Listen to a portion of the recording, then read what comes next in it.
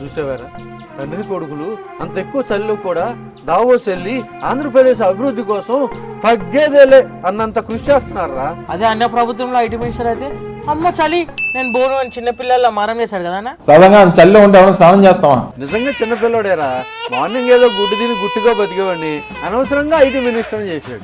మరి జగన్ అన్నకి ఇంగ్లీష్ రాదు కదా, ఎట్లా మేనేజ్ చేశాడు? ఏముందిరా ఏది అడిగినా వెరీ లెంతీ క్వశ్చన్. అలా చూసేవాడు. అన్న జగన్ అన్న కొబ్బరికాయ కొట్టాలంటే కూడా వంగలేడు. క్యారీవన్ దిగాలన్నా ఎక్స్ట్రా స్టెప్స్ పెట్టాలి. కానీ బాబు గారు ఏంటి అన్న ఈ వయసులో కూడా అంత యాక్టివ్ గా ఉన్నారు. నొక్కేసేవాడు ఎప్పుడు నొప్పులతోనే ఉంటాడు, డెవలప్మెంట్ చేసేవాడు దీవుడిలాగా ఉంటాడు బాబు గారు. ప్రజలు పెట్టుకున్న నమ్మకాన్ని నిలబెట్టడం కోసం బాబు గారు ఎప్పుడు కష్టపడుతూనే ఉన్నారు రా. అప్పుడు హైదరాబాద్ కోసం, ఇప్పుడు అమరావతి కోసం. అందరు కూడా జగన్ అన్న లాగా ఉన్నారు కదా అన్న. అధికారంలో ఉన్నప్పుడు ప్యాలెస్ లోనే, అధికారం పోయినాక కూడా ప్యాలెస్ లోనే, బ్రతుకంతా ప్యాలెస్.